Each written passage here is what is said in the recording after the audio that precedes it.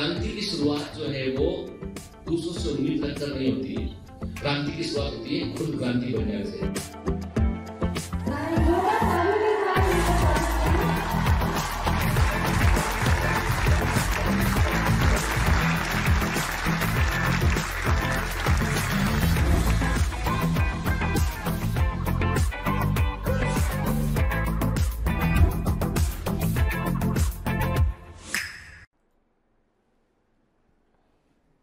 Hello commandos, welcome to Biomentors classes online. I am doctor Geetan Singh. हम पढ़ रहे हैं बायोलॉजिकल क्लासिफिकेशन और पिछली क्लास में हमने बैक्टीरियोलॉजी के ऊपर काफ़ी सारे चीज़ों को डिस्कस किया था। हमने देखा था कि किस प्रकार से जो है वो कैन फूड इंडस्ट्री की शुरुआत हुई, पाश्चराइजेशन क्या होता है। चलिए एक काम करता हूं, पहले मैं आपसे कुछ क्वेश्चन करता हूं, आप उसके उत्तर कीजिए और उसके बाद फिर हम आगे बढ़ते हैं इनके। तो मेरा पहला क्वेश्चन ये है आपसे, क्या होता है पाश्चराइजेशन के? What is the meaning of pasteurisation? Pasteurisation का मीनिंग क्या होता है और किस प्रकार इसको हम अचीव करते हैं? दूसरा क्वेश्चन ये है, what is the meaning of sterilisation के? स्टरलाइजेशन का मतलब क्या होता है? ठीक है, स्टरलाइजेशन का मतलब क्या होता है और इसे अचीव करने का क्या तरीका होता है? ठीक है, पाश्चराइजेशन क्या होता है, कैसे इसे हम प्राप्त करते हैं, कैसे अचीव करते हैं, और स्टरलाइजेशन क्या होता है, उसे कैसे हम अचीव करते हैं। फिर ये भी आपको बताना है what is the meaning of coach postulate. Coach postulate का मतलब क्या होता है? And last question, most important question, किसने जर्म थ्योरी ऑफ डिजीज को दिया था? किसने जर्म थ्योरी ऑफ डिजीज को प्रपोज किया था? चलिए फटाफट आंसर कीजिए मुझे, फिर हम आगे बढ़ते हैं बेटा इसमें। चलिए, अब पिछली क्लास में हमने बैक्टीरियल कॉलोनी के ऊपर बात किया था, हमने बैक्टीरिया के ग्रोथ कर्व के ऊपर बात किया था। मैंने कहा था नॉर्मल कंडीशन में एक कल्चर प्लेट में यदि आप बैक्टीरिया को ग्रो करते हो तो आपको सिग्मोइडल ग्रोथ कर्व देखने मिलता है। यदि आप चाहते हैं कि बैक्टीरिया लगातार ग्रो करता रहे तो आपको ग्रोथ कर्व को लगातार जे शेप में मेंटेन करना पड़ेगा। देखो बेटा, मैंने आपको याद, ध्यान होगा आपको, मैंने आपसे कहा था कि जो बैक्टीरियल ग्रोथ कर्व होता है वो सिग्मोइडल होता है। धीमी ग्रोथ होती है, फास्ट ग्रोथ होती है, स्टेशनरी ग्रोथ होती है और फिर डेथ आती है, याद है?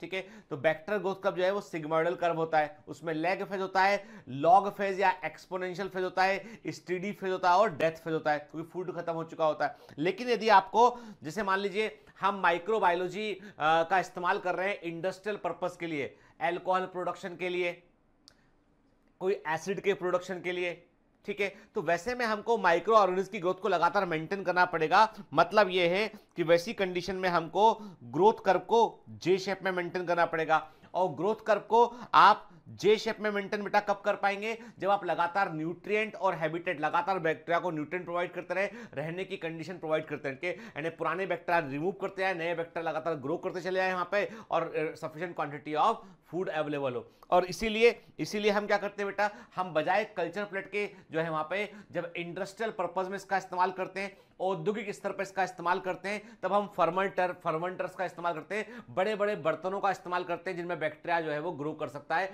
माइक्रोब या ईस्ट ग्रो कर सकते हैं। ठीक है, ये क्या देख रहे हैं हम? कॉलोनी को देख रहे हैं, यहाँ पे बैक्टीरियल कॉलोनी हमको यहाँ पर दिखाई पड़ रहा है। चलिए, तो आज हम बात करेंगे बैक्टीरिया में न्यूट्रिशन के ऊपर, इंपॉर्टेंट हिस्सा है। याद होगा आपको कि एनसीईआरटी में एक छोटा सा वर्ड लिखा था कि सबसे अधिक जो है वो न्यूट्रिशन लेवल पर डाइवर्सिटी है, सबसे अधिक न्यूट्रिशन लेवल पर डाइवर्सिटी को शो करने वाले होते हैं बैक्टीरिया होते हैं। तो बैक्टीरिया जो होते हैं वो मैक्सिमम मोड ऑफ न्यूट्रिशन को शो करते हैं। तो चलिए हम बैक्टीरिया के न्यूट्रिशन में बात करते हैं। On the basis of mode of nutrition, bacteria को हमने दो बड़े ग्रुप में बांटा है। पोषण के प्रकृति के आधार पर बैक्टीरिया को हमने दो बड़े समूह में बांटा है। एक होते हैं ऑटोट्रॉफिक बैक्टीरिया और दूसरे होते हैं हेटेरोट्रॉफिक बैक्टीरिया। अब हमको ये बात क्लियर है, ये फंडा एकदम क्लियर है कि जो अपना भोजन खुद बना सकेगा, जो अपना फूड खुद बना सकेगा, वो ऑटोट्रॉफिक होता है, और जो बना बनाया भोजन लेगा वो हेटेरोट्रॉफिक होता है। अब यहाँ पे इस कॉन्सेप्ट को थोड़ा सा हम और क्लियर करते हैं। ये छोटी क्लास का कॉन्सेप्ट हमारे दिमाग में बैठा हुआ है कि जो अपना भोजन खुद बना लेंगे वो ऑटोट्रॉफ होंगे, स्वपोषी होंगे, बिल्कुल सही है। जो अपना भोजन खुद नहीं बना पाएंगे वो हेटेरोट्रॉफ होंगे। देखो बेटा, एक बात समझो, ऐसे याद रखना कि जो कार्बन के इनऑर्गेनिक सोर्स, जो कार्बन के इनऑर्गेनिक सोर्स का इस्तेमाल करेंगे, जैसे कि CO2 is not organic compound, याद रखिएगा, CO2 ऑर्गेनिक कंपाउंड नहीं होता है। कोई भी ऑर्गेनिक कंपाउंड को बनने के लिए कार्बन के साथ में हाइड्रोजन का होना जरूरी होता है। तो जब इनऑर्गेनिक सोर्स के कार्बन, इनऑर्गेनिक सोर्स के कार्बन का इस्तेमाल करके फूड बनता है तो प्रोसेस होती है ऑटोट्रॉफिक। ठीक है, याद रखिएगा कि मतलब ये है कि ऑटोट्रॉफ में जो सोर्स ऑफ कार्बन है वो इनऑर्गेनिक होना चाहिए, ठीक है, फूड को बनाने के लिए।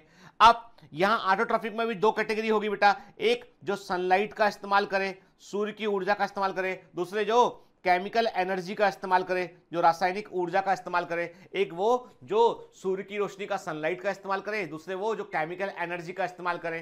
क्लियर?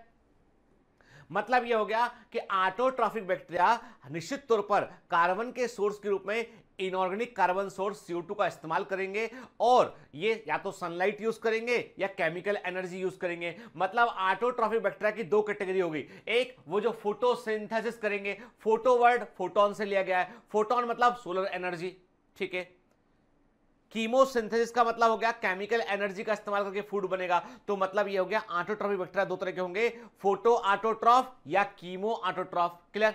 जब हम बोलते हैं हेट्रोट्रॉफिक बैक्टीरिया बोलते हैं बेटा, इसका मतलब ये होता है कि ये बैक्टीरिया सीधा बना बनाया भोजन लेते हैं, लेकिन इनमें भी कुछ बैक्टीरिया होते हैं जो सीधा बना बनाया भोजन ना लेके ये अपने फूड को तैयार करते हैं। लेकिन प्रॉब्लम कहां पर है? प्रॉब्लम ये है कि इनके लिए कार्बन का सोर्स होता है organic, then use organic carbon source. ये कार्बन का सोर्स ऑर्गेनिक इस्तेमाल करते हैं, इसलिए इनको हम जो है ऑटोट्रॉफ नहीं कह सकते हैं। तो हेट्रोट्रॉफिक बैक्टीरिया के बारे में बेटा याद रखिएगा वो कि हेट्रोट्रॉफिक बैक्टीरिया वो बैक्टीरिया होते हैं जो कार्बन के ऑर्गेनिक सोर्स का इस्तेमाल करते हैं, और ये ऑर्गेनिक सोर्स के लिए इनको बना बनाया भोजन लेना पड़ता है, तो हेट्रोट्रॉफ होते हैं। ये भी सनलाइट का यूज कर सकते हैं और ये केमिकल एनर्जी भी यूज कर सकते हैं। तो कोई भी जो हेट्रोट्रॉफिक बैक्टीरिया है वो फोटो हेट्रोट्रॉफ हो सकता है और कीमो हेट्रोट्रॉफ भी हो सकता है। क्लियर? आप बोलोगे सर फोटो हेट्रोट्रॉफ क्यों? क्योंकि ये सोलर एनर्जी का इस्तेमाल कर रहा है फूड को बनाने के लिए। आप बोलोगे सर फूड को बना रहा है तो ऑटोट्रॉफ क्यों नहीं है? क्योंकि ये कार्बन का सोर्स ऑर्गेनिक यूज कर रहा है। क्लियर? चलिए तो पहले बात करते हैं हम ऑटोट्रॉफिक बैक्टीरिया। याद रखना बेटा, ऑटोट्रॉफिक बैक्टीरिया को कई बार एग्जामिनर जो है वो इसको लिखता है वो लिथोट्रॉफिक बैक्टीरिया भी लिखता है इसको, ठीक है, तो कंफ्यूज नहीं होना। ओके, ऑटोट्रॉफिक बैक्टीरिया को हम लिथोट्रॉफिक बैक्टीरिया भी कहते हैं, इसको बेटा हम लिथोट्रॉपिक बैक्टीरिया भी कहते हैं। This bacteria have capability to synthesise their own food from inorganic substances, underline कर लीजिए के। और ऑटोट्रॉपिक बैक्टीरिया में जो कार्बन का सोर्स है वो CO2 होता है, हाइड्रोजन का सोर्स इसके लिए जो है वो होता है हाइड्रोजन होता है, या हाइड्रोजन सल्फाइड होता है, या अमोनिया होता है। मोस्टली ये हाइड्रोजन सल्फाइड का इस्तेमाल करते हैं, क्योंकि बैक्टीरिया वाटर का इस्तेमाल, H2O का इस्तेमाल हाइड्रोजन के सोर्स के रूप में नहीं करते हैं, इसलिए बैक्टीरियल फोटोसिंथेसिस में जो है वो ऑक्सीजन बाहर रिलीज नहीं होती है। याद रखिए, ग्रीन प्लांट जब फोटोसिंथेसिस करते हैं ना तो वो वाटर को तोड़ते हैं, इसका हाइड्रोजन यूज करते हैं और ऑक्सीजन को बाहर रिलीज कर देते हैं। तो जो फोटोसिंथेसिस की प्रोसेस में जो ऑक्सीजन बाहर निकलती है वो वाटर से आती है। कहां से आती है बेटा? वो वाटर से आती है। लेकिन जो बैक्टीरिया होते हैं वो H2O की बजाय वो H2S यूज करते हैं। तो क्या होगा बेटा? जैसे जैसे फोटोसिंथेसिस होगी तो बैक्टीरिया की सेल में सल्फर जमा होने लगेगा। क्लियर? ठीक। Depending upon the source of energy, bacterial food synthesis process जो है वो दो कैटेगरी में बांटी गई है। एक फोटो ऑटोट्रॉफ जो सनलाइट का इस्तेमाल करेंगे, ठीक है, सनलाइट का इस्तेमाल करेंगे, इनको फोटो लिथोट्रॉफ भी कहते हैं। दूसरे कीमो ऑटोट्रॉफ जो कि केमिकल एनर्जी का इस्तेमाल करेंगे, इन्हें कीमो लिथोट्रॉफ भी कहते हैं। ठीक है, तो पहले और देखो बेटा जो एग्जाम्पल दे रखे ना ये बड़े इंपॉर्टेंट है के, और ये एग्जाम में पहले एम्स में कई बार पूछे गए हैं, AFMC में कई बार आए हैं, जिपमर में कई बार आए हैं, ऑल इंडिया PMT में कई बार आए हैं के। तो अभी क्या है, एक ही एग्जाम है तो ये एग्जाम में आ सकता है, इसलिए दिमाग में रखिएगा इसको।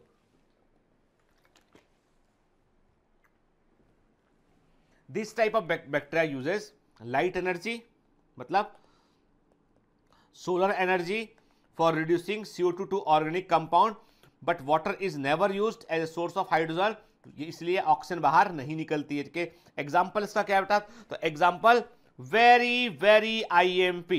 ठीक, आप देखिएगा MCQ बुक में आपको कई क्वेश्चन मिल जाएंगे इसके ऊपर। ग्रीन सल्फर, सल्फर की स्पेलिंग ठीक कर लेना, SULPHUR होता है, FUR नहीं होता। के SULPHUR के। तो ग्रीन सल्फर बैक्टीरिया क्लोरोबियम होता है, पर्पल सल्फर बैक्टीरिया क्रोमेशियम होता है, नॉन सल्फर बैक्टीरिया रोडोस्पाइरिलम होता है। क्लियर? ये तीनों के तीनों फोटो ऑटोट्रॉफ होते हैं। क्या बेटा? Chlorobium green sulphur bacteria, chromatium purple sulphur bacteria और रोडोस्पाइरलम नॉन सल्फर बैक्टीरिया। ठीक है, फिर chemo autotroph, very very IMP. अब बोलोगे साहब कि सर सब तो आईएमपी लगवा रहे हो आप क्योंकि एग्जाम में आता है इसलिए लगवा रहे हो। ओके, तो कीमो ऑटोट्रॉफ का मतलब ये बैक्टीरिया वो होते हैं जो फूड बनाने के लिए इनऑर्गेनिक सब्सटेंस से निकलने वाली रेडॉक्स रिएक्शन से निकलने वाली एनर्जी का इस्तेमाल करते हैं। के तो ये इसलिए इनको लाइट एनर्जी की रिक्वायरमेंट नहीं होती है। ये इनऑर्गेनिक सब्सटेंस में जब केमिकल रिएक्शन होता है, रिडक्शन और ऑक्सीडेशन रिडक्शन रिएक्शन होता है, रेडॉक्स रिएक्शन होता है, उससे जो एनर्जी निकलती है उसका ये यूज करते हैं। इसलिए चूंकि ये केमिकल एनर्जी का यूज करते हैं इसलिए इनके फूड बनाने की प्रोसेस को हम बोलते हैं कीमोसिंथेसिस कहते हैं, और इन बैक्टीरिया को हम कीमोसिंथेटिक बैक्टीरिया कहते हैं। क्लियर? और एग्जाम्पल क्या है इसका बेटा? बेस्ट एग्जाम्पल, इसका जो बेस्ट एग्जाम्पल है वो है nitrifying bacteria is the best example के। यानी कीमोसिंथेटिक बैक्टीरिया का सबसे अच्छा एग्जाम्पल है बेटा नाइट्रीफाइंग बैक्टीरिया के। तो ये बैक्टीरिया जो होते हैं वो अमोनिया को ऑक्सीडाइज करते हैं नाइट्रेट के रूप में और इससे जो एनर्जी निकलती है उसका यूज करते हैं। और ये पूरी प्रोसेस 2 स्टेप में होती है। पहले अमोनिया का परिवर्तन नाइट्राइड में होता है, फिर नाइट्राइड का परिवर्तन नाइट्रेट में होता है। तो पहली स्टेप में क्या होता है? अमोनिया का ऑक्सीडेशन नाइट्राइड में होता है और ये करता है बैक्टीरिया नाइट्रोसोमोनास्ट के, वेरी वेरी इंपॉर्टेंट के, और इस एनर्जी का यूज कीमोसिंथेसिस में करते हैं। और इसके बारे में बेटा जो है वो हमें दिमाग में रखना है क्योंकि ये जो है वो बड़ा इंपॉर्टेंट प्रोसेस है, क्योंकि इसके बारे में जो है 11th क्लास एनसीईआरटी में जो मिनरल न्यूट्रिशन वाला चैप्टर है ना वहां पे इसका जिक्र किया गया है। 11th क्लास एनसीईआरटी में मिनरल न्यूट्रिशन इसको दे रखा है। फिर सेकंड स्टेप में नाइट्राइड जो है वो नाइट्रेट में कन्वर्ट होता है, इसको करने वाला होता है नाइट्रोबैक्टर। ठीक है, तो देखिए कुल मिला के देखो आप, है ना, जब अमोनिया का ऑक्सीडेशन नाइट्राइड के रूप में हुआ तो 78.5 किलो कैलोरी एनर्जी निकलती है और इस एनर्जी का इस्तेमाल नाइट्रोसोमोनास करता है कीमोसिंथेसिस के लिए। जब नाइट्राइड का परिवर्तन नाइट्रेट में होता है, when nitride converted into the nitrate the energy release is 17.8 kilo calorie, तब 17.8 किलो कैलोरी एनर्जी बाहर निकलती है। इसका इस्तेमाल नाइट्रोबैक्टर करता है। ठीक है, क्लियर? तो ये होता है, ये पूरी प्रोसेस को बोलते हैं नाइट्रिफिकेशन कहते हैं। तो नाइट्रिफिकेशन की प्रोसेस में अमोनिया का ऑक्सीडेशन जो है वो नाइट्रेट के फॉर्म में होता है। क्लियर? अब आते हैं हम कीमो हेटेरोट्रॉफ की बात करते हैं। याद रखो कुछ बैक्टीरिया ऐसे भी होते हैं बेटा जो कीमो ऑटोट्रॉफ भी होते हैं, जो केमिकल एनर्जी जो है जो और कार्बन के सोर्स के रूप में ऑर्गेनिक मेटल का इस्तेमाल करेंगे लेकिन सनलाइट से को लेकर वो फूड को बना पाएंगे। ठीक है, लेकिन यहाँ पे सबसे इंपॉर्टेंट कैटेगरी जो है वो है कीमो हेटेरोट्रॉफ, क्योंकि कीमो हेटेरोट्रॉफ ऐसे बैक्टीरिया होते हैं जो बीमारी पैदा करते हैं, जो परजीवी होते हैं, पैरासाइट होते हैं, जो पैथोजेनिक होते हैं, बीमारी पैदा करते हैं, जो सेप्रोफाइटिक होते हैं, मृतोपजीवी होते हैं। इस अर्थ पर जितना भी वेस्टेज गार्बेज है ना, उस गार्बेज को ऑर्गेनिक से वापस से इनऑर्गेनिक प्रोसेस में कन्वर्ट करके जितना भी अर्थ के अंदर मटेरियल है उसको ऑर्गेनिक मटेरियल को इनऑर्गेनिक मेटल में कन्वर्ट करना डिकम्पोजिशन कहलाता है। और उस अपघटन के लिए, उस डिकम्पोजिशन के लिए डिकम्पोजर्स रिस्पॉन्सिबल होते हैं। और प्रकृति के जो सफाई कर्मी है, जो नेचर के सफाई कर्मी है, जो डिकम्पोजर है, वो है बैक्टीरिया और फंजाइट के। और वो बैक्टीरिया जो है वो कीमो हेटेरोट्रॉफ या कीमो ऑर्गेनोट्रॉफ की कैटेगरी में आते हैं। याद रखिए कीमो हेटेरोट्रॉफ कीमो ऑर्गेनोट्रॉफ भी कहते हैं क्योंकि ऑर्गेनिक सोर्स ऑफ कार्बन का यूज करते हैं यहाँ पे। ये पैरासाइट हो सकते हैं, सेप्रोफाइट हो सकते हैं और ये सिम्बायोटिक भी हो सकते हैं। पैरासाइट की बात करें तो पैरासिटिक बैक्टीरिया जो है लिविंग होस्ट पर ग्रो करता है और ये कभी कभी रोग भी पैदा करता है, बीमारी भी पैदा करता है। और इसके एग्जाम्पल है जेंथोमोनास हुआ, ठीक है, स्यूडोमोनास हुआ, एग्रोबैक्टीरियम हुआ, एस्चेरिया कोलाई हुआ, ये सब जो है। याद रखिएगा, गलती मत करना, एस्चेरिया कोलाई को मॉडर्न साइंस में हम पैरासिटिक बैक्टीरिया मानते हैं कि पहले के आज के 10-20 साल पहले इसको बोलते थे कि ये सिम्बायोटिक बैक्टीरिया है, विटामिन के प्रोड्यूस करने में रोल प्ले करता है। पर आज साइंटिस्ट कहते हैं कि एस्चेरिया कोलाई हमारे कोलोन में जो होता है वो पैरासिटिक होता है। सेप्रोफाइटिक बैक्टीरिया जो होते हैं उनकी बात करें, ये डेड और डिके मैटर पे ग्रो करते हैं। ये कॉम्प्लेक्स ऑर्गेनिक सब्सटेंसेस को ये सिंपलर सब्सटेंस में, इनऑर्गेनिक सब्सटेंस में कन्वर्ट करते हैं इनके। और ये जो प्रोसेस है ये प्रकृति में बड़ी इंपॉर्टेंट प्रोसेस होती है। और कई सारे एरोबिक और एनारोबिक सेप्रोफिटिक बैक्टीरिया हमारी पृथ्वी पर, अर्थ पर पाए जाते हैं। ठीक है, तो कोई स्पेसिफिक नाम याद नहीं करना हमको। फिर सिम्बायोटिक बैक्टीरिया की बात करें हम तो इसका मतलब होता है बेटा कि कुछ बैक्टीरिया ऐसे होते हैं जो दूसरे जीवों के साथ में क्लोज एसोसिएशन बनाकर रहते हैं कि some bacteria live in close association with organs of the other organism, जैसे हायर प्लांट्स हुआ, हायर एनिमल्स हुआ के। और ये संबंध होता है, देखो बेटा जो परजीविता होती है, पैरासिटिज्म होती है, उसमें होस्ट को नुकसान होता है, होस्ट को कुछ नहीं मिलता है। होस्ट को, जैसे देखो क्या होता है, आपका घर है, आपके घर में कुछ कमरे हैं, एक आदमी आया, वो जबरदस्ती आपके घर के एक कमरे पे कब्जा कर लिया उसने, ना तो आपको किराया देता है, ना तो आपको किराया देता है, बल्कि आपकी बिजली और जलाता है, आपका अखबार सुबह कोई डाल के आता है वो अखबार भी उठा लेता है, गुंडागिर्दी और करता है, ज्यादा बोलने पर जो है वो बदमाशी भी करने पे तैयार होता है वो। फिर दूध की थैली घर के बाहर रख के गया आपके लिए, वो दूध की थैली भी ले लेगा, मतलब वो आपके घर में एक जो है वो अनवांटेड आदमी अंदर आ गया है के, तो अब आप सब परेशान रहेंगे, आप बोलेंगे ये कहाँ कब जाए, कैसे इसको बाहर निकाले, क्योंकि वो अनवांटेड है, उसको फायदा हो रहा है, वो आपका अखबार यूज कर रहा है, आपका दूध भी उठा लेता है, आपके घर में रह रहा है, वो उसे फायदा है, पर आपको नुकसान है, तो वो क्या है, वो परजीवी और आप होस्ट है। लेकिन यदि इसी चीज को थोड़ा ऐसे देखें हम कि आपके घर में एक कमरा एक्स्ट्रा है, आपने कहा कि भाई हमें कोई जो है पेइंग गेस्ट चाहिए इसके लिए, तो एक स्टूडेंट, एक लड़की स्टूडेंट आई, उसने कहा कि अंकल मुझे यहां पे रहना है, आपके पापा से बात किया कि मुझे यहां पे रहना, पढ़ना है, ठीक है, आपके पापा मम्मी ने बात किया, अच्छी फैमिली से बच्चा, पढ़ने वाला बच्चा रख लिया, ठीक है। अब वो 1 तारीख को जो है, वो जब भी 1 तारीख होता है, वो आपको बकायदा किराया, जो भी किराया आपने डिसाइड किया, वो रेंट आपको मिल जाता है। आपके घर में मान लो कभी आप नहीं है, तो आपके घर में कोई चिट्ठी पत्री कुछ आया, तो उसको रिसीव करके आपको दे भी देती है वो, कभी मदद की जरूरत है तो मदद भी कर देगी आपकी, उसके बदले में आप कभी कभी जो है कोई घर में होता, कोई आपको बता दो, यदि आपके घर में कोई पेइंग गेस्ट रहता है, कोई किराए से रहता है ना, बच्चा पढ़ने वाला स्टूडेंट, मेरे घर में जो है, जब मेरा विदिशा में घर था, उसमें कुछ बच्चे इंजीनियरिंग कॉलेज में पढ़ने वाले बच्चे रहा करते थे, तो जब भी मैं वहां पहुंचता था मैं उनसे मिलता था, ठीक है, उनको घर में कुछ बनाया, कुछ मिठाई में लेके आया, कुछ लेके आया, तो उनके घर उनको भी पहुंचाया करता कि आप भी ले लो, क्योंकि वो फैमिली, वो घर से दूर रह रहे होते हैं, हम और वो आपके घर में कमरा लेके रहते हैं, तो एक्चुअली आपकी जिम्मेदारी बनती है कि वो सुरक्षित महसूस करें, वे सुरक्षित महसूस करें। आपके घर में कोई फेस्टिवल है, कुछ पका रहे हैं अच्छा स्वादिष्ट, तो थोड़ा एक कटोरी किसी को देने में कुछ बिगड़ता नहीं है, तो उनको भी भिजवा दिया। ये एक ह्यूमन नेचर है कि दूसरे को भी अच्छा लगना चाहिए, आपके यहां रहने से परिवार जैसी फीलिंग होना चाहिए, ठीक है।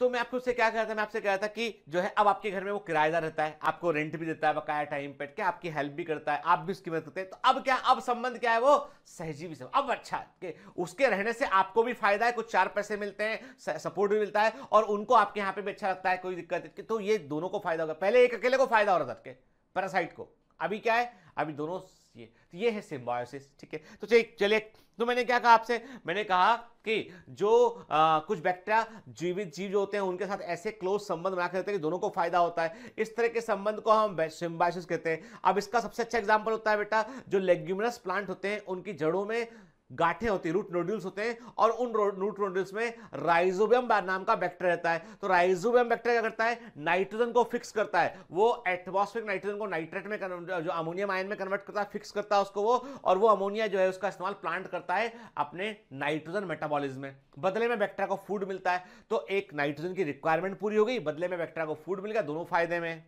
विन विन सिचुएशन है। चलिए, अब ये तो बात की हमने बैक्टीरिया के न्यूट्रिशन के बारे में। अब सबसे इंपॉर्टेंट क्वेश्चन जो है वो आता है बैक्टीरिया के रिप्रोडक्शन का। मेरी बात ध्यान सुनिएगा आप, क्योंकि एक बड़ा ब्लेंडर हुआ एनसीईआरटी में। ब्लेंडर एनसीईआरटी में ये हुआ कि 11th क्लास के एनसीईआरटी और 12th क्लास के एनसीईआरटी के बीच में जो बैक्टीरियोलॉजी वो मिसिंग है। 11th क्लास में बायोलॉजिकल क्लास में थोड़ा सा बैक्टीरिया के बारे में लिख के खत्म कर दिया उन्होंने, फिर सिम्बायोटिक संबंध इसके बारे में मिनरल न्यूट्रिशन में डाल दिया उन्होंने, फिर microbes in human welfare 12th में डाल दिया। तो जो एक्चुअल चैप्टर था बैक्टीरियोलॉजी वो मिसिंग है। लेकिन मिसिंग कहां है, उसके फ्रेगमेंट्स प्रेजेंट है पूरे 11th 12th एनसीईआरटी में, तो हमको वो लिंक करना है आपस में, क्योंकि कहीं ना कहीं एग्जामिनर कोई दिमाग में बात रहती है, क्योंकि वो आपसे क्वेश्चन कर सकता है। तो मैंने पहले भी आपसे कहा है कि हर समय कंफर्ट जोन को मत तलाशिए, हर समय सोचिए कि एग्जामिनर कहीं से भी क्वेश्चन करेगा, हमको उसका उत्तर बनना चाहिए, है ना। चलिए, तो बात करते हैं हम बैक्टीरिया में रिप्रोडक्शन की। बैक्टीरिया फास्ट मल्टीप्लाई करते हैं, तेजी से ग्रो करते हैं, क्योंकि बैक्टीरिया जो है वो बड़ी तेजी से डिवाइड कर सकते हैं। बैक्टीरिया जो होते हैं उनको पहले साइजोमाइसिटीज भी कहा गया, फंजाई में रखा गया, उनको प्लांट में रखा गया, साइजोफाइटा भी कहा गया। तो जो वर्ड साइजो था ना बेटा, मेरी बात ध्यान सुनिएगा, जो वर्ड साइजो था इसका मतलब था टू डिवाइड इक्वली, ये टू डिवाइड इक्वली बराबर बराबर डिवाइड होने वाला, या हम बोलते हैं बाइनरी फिशन के, इसका मतलब था। तो ऐसा मानते थे पहले क्योंकि एक सा प्लांट है जो डिवाइड कर जाता है दो हिस्सों में बराबर, या ऐसा फंजाई है दो हिस्सों में डिवाइड कराता है। तो साइजोमाइसिटिस कहा नोगेलिनेस को, साइजोफाइटा भी कहा गया इसको। लेकिन बाद में मालूम चला कि भाई ये तो ना तो प्लांट है ना फंजाई, ये तो प्रोकैरियोटिक है, मोनेरा का मेंबर है, बैक्टीरिया है के। तो बैक्टीरिया में सबसे कॉमन मेथड जो रिप्रोडक्शन का है वो है एसेक्सुअल रिप्रोडक्शन, वो भी बाइनरी फिशन से, मोस्ट फेवर्ड मेथड है, ठीक है। तो it reproduce by the fission, endospore formation, cyst as well as by the formation of the conidia and myxospore. चलिए पहले बात करते हैं हम बाइनरी फिशन की। It is the most common method of bacterial multiplication. Bacteria में ये द्विगुणन करने की, अपना बहुगुणन करने की सबसे सामान्य विधि होती है। इसमें बैक्टीरिया का डीएनए अपने आप को रेप्लिकेट करता है, एक सेप्टम का फॉर्मेशन होता है और सेल दो हिस्सों में बढ़ जाती है। इस सेप्टम के लिए याद करो, आप जब हम साइटोलॉजी पढ़ रहे थे तो मैंने आपसे कहा था मीजोसोम, मैंने कहा था मीजोसोम जो होते हैं वो आपको केवल बैक्टीरिया में देखने मिलते हैं। वो क्या होते हैं? सेल मेम्ब्रेन के अंदर की ओर ऐसे उभार होते हैं। तो मैंने कहा था कि पेरिफेरल मीजोसोम रेस्पिरेशन में हेल्प करते हैं। कुछ मीजोसोम ऐसे होते हैं जो डीप सीटेड होते हैं अंदर तक, कुछ मीजोसोम ऐसे होते हैं जो कि मेम्ब्रेन जो कि अब मीजोसोम का मतलब क्या है? मेम्ब्रेन की इनफोल्डिंग, ठीक है। ये गहरे होते हैं, अंदर तक गहरे होंगे और एक पॉइंट पर दोनों फ्यूज कर जाएंगे और सेल दो हिस्सों में बढ़ जाएगा, सेल दो हिस्सों में ये बढ़ जाएगा, ठीक है। ये डीएनए है, इसका मल्टीप्लाई किया हुआ डीएनए। ये सिंपल सा बाइनरी फिशन का प्रोसेस है। The septum formation is initiated by the invagination of the plasma membrane. और इस सेप्टम को क्या बोलते हैं? सेप्टम को बोलते हैं, हम उससे बोलते हैं अब central mesosome. It is basically the deep septum, गहरा सेप्टम जो होता है, जो सेल मेम्ब्रेन से निकलता है और बैक्टीरियल साइटोप्लाज्म को दो हिस्सों में बांट देता है, वो होता है सेंट्रल मीजोसोम। सेंटर की ओर ग्रो करता है, फ्यूज करता है, सेंट्रीपिटल ग्रो करता है और फ्यूज कर जाता है, ठीक है। हिगिंस और शॉकमैन के according to Higgins and Shockman, mesosome are responsible for the simultaneous occurrence of DNA replication and the septum formation. अभी बताया मैंने आपको के हिगिंस और शॉकमैन ने बताया कि मीजोसोम जो है वो डीएनए के रेप्लिकेशन का प्रेरण करते हैं, उसका इंडक्शन करते हैं और साथ में बैक्टीरियल साइटोप्लाज्म को दो हिस्सों में बांट देते हैं सेप्टा फॉर्मेशन करके, ठीक है। देखिए ध्यान से, ये देखो बैक्टीरियल सेल है एक बेटा, ये है ना। तो मैं इसको एरो लगाता हूं दिस डायरेक्शन के लिए। इसने अपने डीएनए को मल्टीप्लाई कर रहा है, ये डीएनए इसका मल्टीप्लाई कर गया, ठीक है। फिर दो डीएनए हो गए इसके अंदर, फिर सेप, देखो ये क्या है? ये मीजोसोम, ये है इसका मीजोसोम है। ये देखिए फॉर्मेशन शुरू हुआ, अंदर की ओर ग्रो किया, ये फ्यूज हो गया और दो हिस्सों में सेल बढ़ गई, है ना, ठीक है। देखिए ध्यान से, बैक्टीरियल डीएनए है, अपने आप को डुप्लीकेट किया उसने, दोनों डीएनए अलग अलग हुए, मीजोसोम का फॉर्मेशन हुआ यहाँ पे और बैक्टीरियल सेल दो हिस्सों में बढ़ गया। ये है बाइनरी फिशन या फिशन। अब सेकंड बात करते हैं एंडोस्पोर फॉर्मेशन की। याद रखिएगा, बैक्टीरिया में जो एंडोस्पोर होता है ये बनता है एडवर्स सिचुएशन में। क्या बनता है? ये बनता है एडवर्स सिचुएशन के, जब विपरीत परिस्थितियां होती हैं, जब बाइनरी फिशन के लिए कंडीशन अनुकूल नहीं होती, कि जब कंडीशन बाइनरी फिशन के लिए फेवरेबल नहीं होती है, तब जो है वो एंडोस्पोर फॉर्मेशन हमको देखने मिलता है, ठीक है। नाम से स्पष्ट है, स्पोर है। स्पोर वो सेल होती है, ध्यान से बात सुनिएगा, स्पोर वे सेल होती हैं जो बगैर फ्यूज हुए, किसी और सेल से फ्यूज नहीं करेगी। स्पोर वे सेल होती है जो बगैर फ्यूज हुए नए जीव को उत्पन्न करती है। तो स्पोर मतलब एसेक्सुअल रिप्रोडक्शन से बन रहा है, स्पोर है, ठीक है। वो सेल है जो बगैर फ्यूज हुए ग्रो करती है ना। देखो गैमीट जो है ना, गैमीट और फर्क है। गैमीट जो है वो ऐसी सेल है जो फ्यूज करेगी और जाइगोट बनाएगी, फिर जाइगोट ग्रो करेगा। स्पोर वो सेल है जो फ्यूज नहीं करेगी, सीधा ग्रो करेगी, ठीक है, क्लियर। एंडो मतलब अंदर बनता है, बैक्टीरियल सेल के अंदर स्पोर बनता है क्योंकि बाहर से सेल को खतरा होता है और सेल जो है वो एडवर्स कंडीशन को सहन नहीं कर पाती है, तो वो अपने अंदर के डीएनए को रेप्लिकेट करती है और एक डीएनए को वो जो है वो अंदर बंद कर देती है उसके एक टफ कवर के, और एंडोस्पोर बन जाता है। क्या होता है समझते हैं बात को। क्या हुआ बेटा कि देखो पूरा फोकस बेटा समझने पे दो, क्या लिखा है बाद में बात करेंगे हम। कि ये एक बैक्टीरियल सेल है, ठीक है, इसके पास इसका डीएनए है। अब इस सेल को एडवर्स कंडीशन का सामना करना पड़ा, मतलब बाहर की कंडीशन ऐसी है कि ये बैक्टीरिया सर्वाइव नहीं कर पाएगा। सपोज हमने कहा कि वेरी हाई टेम्परेचर, यानी अधिक तापमान हो गया, बाहर टेम्परेचर काफी अधिक है, बाहर टेम्परेचर काफी अधिक हो गया। अब क्या होगा, अब ये बैक्टीरिया सेल को लगता है कि मर जाएंगे जी, यदि कुछ किया नहीं गया तो सेल मर जाएगी। तो क्या होता है, बैक्टीरियल सेल जो है जब उसको एडवर्स कंडीशन का सामना करना पड़ा तो उसने अपने डीएनए को डुप्लीकेट किया उसने, और डीएनए का डुप्लीकेट होना ही मतलब रिप्रोडक्शन का सूचक होता है, वो डुप्लीकेट किया। अब क्या किया इसके बाद उसने बोला कि डिसाइड हुआ सेल के अंदर कि एक डीएनए को हम जो है कंडेंस करते हैं, एक डीएनए को हम कंडेंस करते हैं और स्पोर के अंदर डालेंगे इसको, और दूसरा डीएनए जो है वो डिकंडेंस होगा और वो सारे मटेरियल प्रोवाइड करेगा जो इसको चाहिए सुरक्षा के लिए। तो चलिए कवर बनाया इसके आसपास, टफ कवर, ऐसा कवर बनाया जिस पर टेम्परेचर का कोई असर ही ना हो, ठीक है, ये स्पोर बन गया, ठीक है। अब चूंकि क्या है बेटा, बाहर कंडीशन एडवर्स है, तो जैसे जैसे स्पोर बन रहा है वैसे वैसे जो बाहर का डीएनए, जो एक डीएनए बाहर हो गया, एक डीएनए सेक्रीफाइस किया। आपने शोले मूवी देखी है, शोले, अरे अमिताभ बच्चन धर्मेंद्र वाली बहुत पुरानी मूवी, बड़ी फेमस मूवी के। तो शोले में क्या होता है कि वो अमिताभ बच्चन धर्मेंद्र से कहता है कि मैं पुल पर इनको देखता हूं, तुम आगे निकलो। एक दोस्त बोलता है कि मैं इन डाकू को पुल पर यहां रोकता हूं, तुम आगे जाओ। तो धर्मेंद्र आगे निकल जाता है और वो वहां से जो है वो डाकू से मुकाबला करते करते मर जाता है। क्यों? एक दोस्त ने सेक्रीफाइस किया और एक दोस्त की लाइफ को उसने बचा लिया कि भाई ये यहां पे दिक्कत हो तो हम दोनों फंस जाएंगे, दोनों मर जाएंगे, तुम बचाओ मैं इनसे निपटता हूं। तो वो वहां से निकला। वैसे ही समझ लीजिए कि दो डीएनए थे, एक डीएनए ने बोला भैया मैं दोस्त, मैं सेक्रीफाइस करता हूं, तेरे को क्या चाहिए मैं रोकता हूं उसको, एडवर्स कंडीशन है बाहर, तुम स्पोर के अंदर कन्वर्ट हो जाओ। तो एक बैक्टीरिया हमेशा एक ही स्पोर बनाता है, इसीलिए बैक्टीरिया में एंडोस्पोर सिंगली बनता है, याद रखना एक ही बनता है, एडवर्स कंडीशन बनता है। क्लियर? अब देखो क्या लिखा है, अरे चीजों को मजे से समझो बेटा, के चीजों को समझने के लिए बहुत है ना, ये जो भी हम साइंस पढ़ रहे हैं ना, ये इतना कॉम्प्लिकेटेड नहीं है, ये सब हमारी जिंदगी के एग्जांपल से जुड़ा होता है। तो ये एंडोस्पोर क्या होते हैं, थिक वॉल स्पोर होते हैं, जो एक बैक्टीरियल सेल में एक बनता है, सिंगली बनता है। एंडोस्पोर में कई परतों वाली वॉल होती है इसमें, और इसके सेंट्रल कोर में बीचों बीच इसमें जो है वो बैक्टीरियल जीनोम होता है, स्पोर साइटोप्लाज्म होता है। के देखिए आप है ना, ये एंडोस्पोर बना है। तो बैक्टीरियल सेल एडवर्स कंडीशन का सामना करा और फाइनली उसके अंदर एक एंडोस्पोर का निर्माण हुआ यहाँ पे, ठीक है। देखिए वेजिटेटिव सेल थी, जब स्पोर को बनाया गया तो सेल ने जो है अपने अंदर स्पोर को प्रोड्यूस किया, इसलिए इसको एंडोस्पोर कहते हैं, और बाकी बाद में सेल डिस्ट्रॉय हो गई क्योंकि बाहर एडवर्स कंडीशन प्रेजेंट थी, ठीक है। A spore can tolerate adverse condition like heat, low pH, sulphur compound, इनको स्पोर जो है टॉलरेट कर सकता है। क्लियर?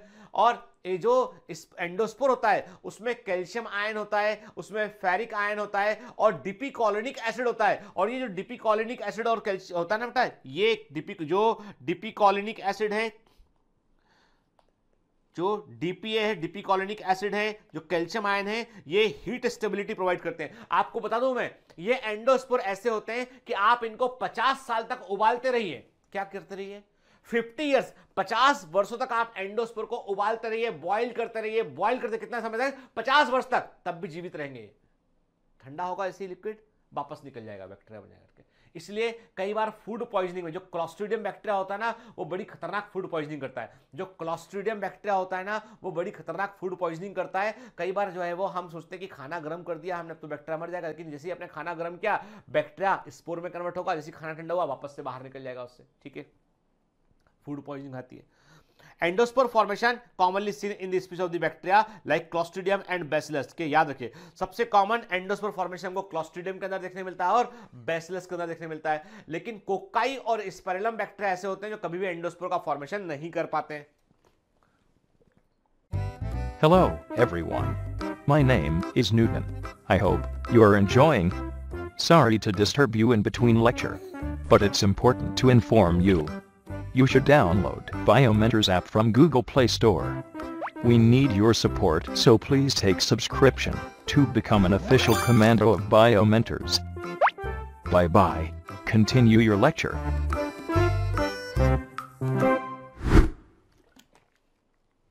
क्लियर? कोकाई और स्पाइरलम बैक्टीरिया एंडोस्पोर का फॉर्मेशन नहीं कर पाते हैं, जबकि क्लॉस्ट्रीडियम और बैसिलस एंडोस्पोर का फॉर्मेशन फ्रीक्वेंटली करते हैं। फिर बात करते हैं सिस्ट की। कुछ बैक्टीरिया ऐसे होते हैं जो एडवर्स कंडीशन आएगी तो अपनी सेल क्या वो मरेंगी, पूरी सेल नहीं मरेगी, उनकी पूरी सेल नहीं मरेगी, वे अपने आसपास एक टफ कवर बना लेंगे, सिस्ट बन जाएंगे, वो रेस्टिंग स्टेज में चले जाएंगे। The cyst is formed by the transformation of the entire cell. के सिस्ट कैसे बनता है बेटा, पूरी की पूरी बैक्टीरियल सेल जो है उसके आसपास थिक वॉल बन जाती है, ये मॉडिफाइड वेजिटेटिव सेल में कन्वर्ट हो जाते हैं, इनमें डीपीकोलिनिक एसिड नहीं होता है, इसलिए ये हीट से मर जाते हैं, गर्म करोगे मर जाएगा उठ के, तो ये बहुत अधिक एडवर्स कंडीशन को सहन नहीं कर पाते हैं, इनको सिस्ट बोलते हैं के। और ये आता है एजिटोबैक्टर के। तो सिस्ट फॉर्मेशन किसमें दिखाया था, एजिटोबैक्टर में दिखाया जाता है, ये मेडिकल एंट्रेंस में पूछा गया है बेटा के, सिस्ट फॉर्मेशन एजिटोबैक्टर में देखा जाता है। फिर आते हैं, क्या बैक्टीरिया सेक्सुअल रिप्रोडक्शन करते हैं? मैंने पहले भी आपसे कहा था कि बैक्टीरिया में जो है वो सेक्सुअल सेक्स, जैसे मैंने आपसे कहा था कि बैक्टीरिया में सेक्सुअल रिप्रोडक्शन की बात करोगे तो साइनोबैक्टीरिया, ब्लू ग्रीन एल्गी में आपको सेक्सुअल रिप्रोडक्शन देखने बिल्कुल भी नहीं मिलेगा, लेकिन नॉर्मल बैक्टीरिया जो यू बैक्टीरिया है उनमें आपको प्रिमिटिव टाइप का सेक्सुअल रिप्रोडक्शन देखने मिलेगा। प्रिमिटिव टाइप के सेक्सुअल रिप्रोडक्शन का मतलब है कि आपको सेक्सुअल रिप्रोडक्शन का केवल एक रूप देखने मिलेगा, वो ये होगा जेनेटिक रिकॉम्बिनेशन का बनना, मतलब नए नए जेनेटिक कॉम्बिनेशन का बनना, ये सेक्सुअल रिप्रोडक्शन का सबसे प्राइमरी फीचर होता है। क्योंकि सेक्सुअल रिप्रोडक्शन जो है इवोल्यूशन में इसलिए जरूरी होता है क्योंकि उसमें जेनेटिक रिकॉम्बिनेशंस बनते हैं, चूंकि अनुवांशिक पुनर्संयोजन बनते हैं, जेनेटिक रिकॉम्बिनेशंस बनते हैं, इसलिए सेक्सुअल रिप्रोडक्शन जो है वो उसका प्राइमरी फीचर क्या है, जेनेटिक रिकॉम्बिनेशन। ठीक है, बैक्टीरिया में ना तो अलग से सेक्स ऑर्गन देखने मिलेगा कि भाई मेल बैक्टीरिया फीमेल बैक्टीरिया में कोई सेक्स ऑर्गन देख के पहचान लो आप। बैक्टीरिया में ना तो आपको गैमीट देखने मिलेंगे अलग से, केवल एक बात देखने मिलेंगे आपको ऐसे तरीके देखने मिलेंगे जिनसे बैक्टीरिया जो है जेनेटिक रिकॉम्बिनेशन को बना सकता है। अब ये तरीके भी 3 कैटेगरी में बांटे गए, सुन लो पहले, बाद में पढ़ना पीछे का पहले पढ़ते हो ना, पहले मेरी बात सुन लो। बैक्टीरिया में सेक्सुअल रिप्रोडक्शन जो है वो उसके 3 तरीके हैं। एक तरीका ऐसा है जो केवल और केवल लेबोरेटरी में देखा जाता है, और उस तरीके को देखा था फ्रेडरिक ग्रिफिथ ने। किसने? फ्रेडरिक ग्रिफिथ ने। ऐसे मत देखो भूला बिछड़ा टाइप का नाम है, कि मैंने कोई पुराने जमाने किसी आज के 1000 साल पहले कभी बताया, नाम लिया हो तो तब याद किया हो। हाँ, और नहीं तो क्या। कौन है फ्रेडरिक ग्रिफिथ, बताओ कौन है Frederick Griffith? Bacterial transformation experiment. कहां पढ़ा हमने? मॉलिक्यूलर बेसिस ऑफ इनहेरिटेंस में पढ़ा हमने। क्या देखा था हमने? Transformation. R second bacteria S third bacteria में कन्वर्ट हो गया था। क्या मालूम चला था हमें? DNA is the transforming principle. किसने बतलाया था ये? एवरी मैक्लॉयड मैककॉर्टी ने बतलाया था। याद आया कि नहीं आया? ये पिछले जन्म की बात नहीं है, कुछ दिनों पहले पुरानी बात है। हाँ ठीक है, चलिए। तो हमने देखा एक मेथड ऐसा है जो लेबोरेटरी में देखने मिलता है, वो है बैक्टीरियल ट्रांसफॉर्मेशन। दूसरा तरीका ऐसा है जो बैक्टीरिया में प्राकृतिक रूप से नेचुरली देखने मिलता है, वो है बैक्टीरियल कॉन्जुगेशन, कि बैक्टीरिया आपस में कॉन्जुगेशन करते हैं, नेचुरल तरीका है। तीसरा तरीका जो इन्फेक्शन में देखने मिलता है, वायरस इन्फेक्शन करेगा बैक्टीरिया पे और वायरस के थ्रू जेनेटिक रिकॉम्बिनेशन बनेंगे, उसे ट्रांसडक्शन कहते हैं। 3 तरीके हैं, तीनों को क्रम में याद रखेंगे आपके, ट्रांसफॉर्मेशन, कॉन्जुगेशन और ट्रांसडक्शन, इसी सीक्वेंस में ये खोजे गए। क्लियर? चलिए, तो बैक्टीरिया जो है they exhibit a primitive form of sexual reproduction. इनमें प्राचीनतम प्रकार का लैंगिक प्रजनन देखने मिलता है। No gamete formation and cell fusion does not occur. इनमें गैमिट का निर्माण नहीं होता है। कोशिकी संलयन में इनमें देखने हमको जो है वो नहीं मिलता है कि गैमिट फ्यूज कर रहे हैं आपस में। पर however the essential feature of sexual reproduction, परंतु लैंगिक प्रजनन का सबसे प्रमुख गुण exchange of genetic material takes place, अनुवांशिक पदार्थों का जो एक्सचेंज है, जो विनिमय है आपस में, वो देखने मिलता है हमको, और जेनेटिक रिकॉम्बिनेशन हमको देखने मिलते हैं। ठीक है, तो याद रखिएगा, इसका मतलब ये कि बैक्टीरिया में, जिस बैक्टीरिया में दूसरा डीएनए आया और जुड़ गया तो वो डीएनए का रिकॉम्बिनेशन बन गया। तो याद रखिए, एक होता है डोनर डीएनए, एक होता है रेसिपिएंट डीएनए के, जो बाहर से आया, कि जो बाहर से आया किसके अंदर? एक बैक्टीरियल सेल के अंदर डीएनए का एक फ्रेगमेंट जो बाहर से आया और जिसने जेनेटिक रिकॉम्बिनेंट्स को बनाया, वो है एक्सोजीनोम, बाहर से आने वाला जीनोम का हिस्सा। और जो बैक्टीरियल सेल का अपना जीनोम, बैक्टीरियल सेल का जो अपना खुद का जीनोम है, जो अपना खुद का उसका डीएनए है, वो है एंडोजीनोट, रेसिपिएंट सेल का डीएनए के। दोनों आपस में मिलेंगे तो मीरोजाइगोट बनेगा, मतलब बाहर से आया डीएनए, अंदर का डीएनए, दोनों जुड़ जाएगा तो मीरोजाइगोट बनेगा। अब ये जो मीरोजाइगोट होता है बेटा, ये होता है पार्शियली डिप्लॉयड, ये पार्शियली डिप्लॉयड होता है, ये पूर्ण डिप्लॉयड या नहीं होता, ये पार्शियली डिप्लॉयड होता है। क्या मतलब इसका? इसका मतलब ये है कि एक बैक्टीरिया है, सुन लो बात को अच्छे समझ लो, एक बैक्टीरिया है, इसके पास में ये इसका जीनोम है, इसमें जीन है ए, बी, सी और डी जीन इसके अंदर प्रेजेंट है, ठीक है। बाहर से एक, ये क्या है बेटा, ये जो ये हमने देखा ये है एंडोजीनोट, ये एंडोजीनोट है, ये अंदर का डीएनए के। बाहर से एक डीएनए फ्रेगमेंट इसके अंदर आया, इसके पास जीन ए है, ये अंदर आया, ठीक है, अंदर आया, ठीक है, और अंदर आके ये मेन जीनोम से जाकर जुड़ गया, मेन जीनोम से जाकर जुड़ गया, जुड़ गया। तो ए वाला हिस्सा डबल हुआ कि नहीं हुआ? ए वाला हिस्सा डबल हो गया, तो हम बोलेंगे जीन ए डिप्लॉयड हो गया, लेकिन बाकी तो हिस्सा तो हैप्लॉयड है, तो पार्शियल डिप्लॉयड कंडीशन बोल सकते हैं इसको, है ना।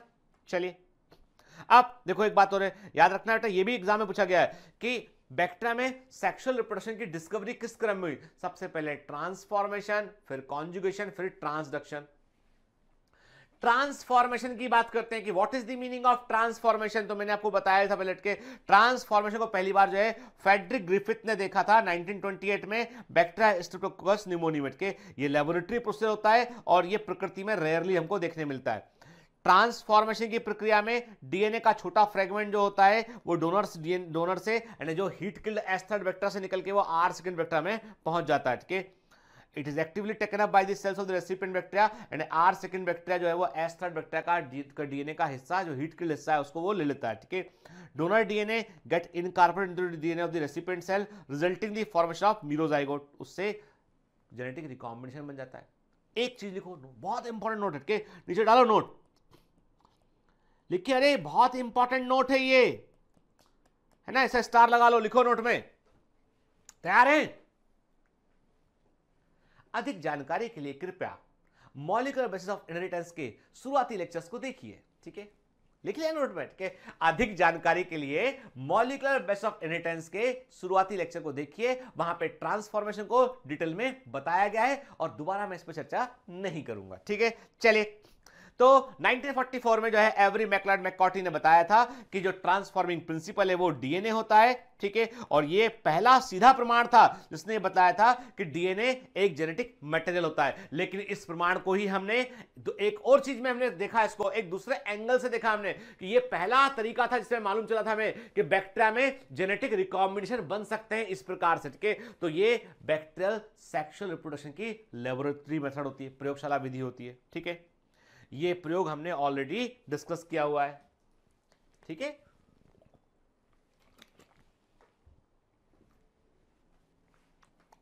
चलिए अब आते हैं कॉन्जुगेशन पे। डेलबर्ग और लूरिया ने बैक्टीरिया में म्यूटेशंस को किया इन्होंने, ठीक है, और इन्होंने क्या देखा, इन्होंने एक बड़ा इंटरेस्टिंग सा काम किया इन्होंने, सुनते बात के। डेलबर्ग और लूरिया ने जो है बैक्टीरिया में रेडिएशन का इस्तेमाल किया और म्यूटेशंस को उत्पन्न किया। सुनना बात, मान लो कोई बैक्टीरिया है बेटा, के उस बैक्टीरिया को ग्रो, सुनिएगा ध्यान से, कोई बैक्टीरिया है, उसे ग्रो करने के लिए जीन ए चाहिए, जीन बी चाहिए, जीन डी चाहिए, क्योंकि ये दोनों सब जीन जो होते हैं वो ऐसे फैक्टर प्रोड्यूस करते हैं, ऐसे ग्रोथ फैक्टर प्रोड्यूस करते हैं जिससे बैक्टीरिया अपने आप को मल्टीप्लाई कर पाता है। तो हमने क्या लिखा, हमने लिखा A plus B plus C plus D plus. हमने कहा ये वो 4 जीन हैं, इन जीन के बगैर बैक्टीरिया जीवित नहीं रह सकता है, क्योंकि ये जीन क्या करते हैं, ये जीन उन ग्रोथ फैक्टर को बनाते हैं जो बैक्टीरिया के लिए जरूरी होते हैं। सुनिएगा बात को, ठीक है। अब म्यूटेशन किया हमने, रेडिएशन को डाला हमने, मान लिया हमने कि हमने एक्सरे को डाला समझने के लिए, म्यूटेशन किया हमने, ठीक है। क्या किया हमने जीन ए को डिस्ट्रॉय कर दिया, हमने हटा दिया, जीन बी को भी हटा दिया हमने। ये क्या हो गया, ये ए नेगेटिव बी नेगेटिव, क्या मतलब ये कि ए और बी जीन इसके पास नहीं है क्योंकि आपने म्यूटेशन कर दिया उसमें, है ना। क्या ये बैक्टीरिया नॉर्मल ग्रोथ कर पाएगा? नहीं कर पाएगा, क्योंकि उसको ग्रोथ के लिए ए बी सी डी चारों जीन चाहिए थे, 2 तो आपने हटा दिए म्यूटेशन से, बैक्टीरिया मर जाएगा, ठीक है। नॉर्मल मीडियम जिसको हम बोलते हैं मिनिमल मीडियम, नॉर्मल मीडियम जिसको हम बोलते हैं मिनिमल मीडियम बोलते हैं, न्यूनतम माध्यम बोलते हैं, ये वो मीडियम होता है जिसमें मिनिमम बेसिक फूड प्रेजेंट रहता है, और बैक्टीरिया आसानी से ग्रो कर रहा था इसके अंदर। मिनिमल मीडियम में बैक्टीरिया बेहतर ग्रो कर रहा था, अच्छे से ग्रो कर रहा था, लेकिन प्रॉब्लम यह हो गया कि जीन हटा दिए उसके आपने, अब वो ग्रो नहीं कर पा रहा, वो मर जा रहा है इसमें।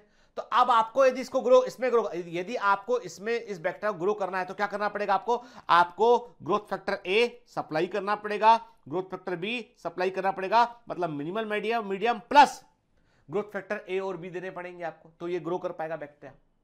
क्लियर?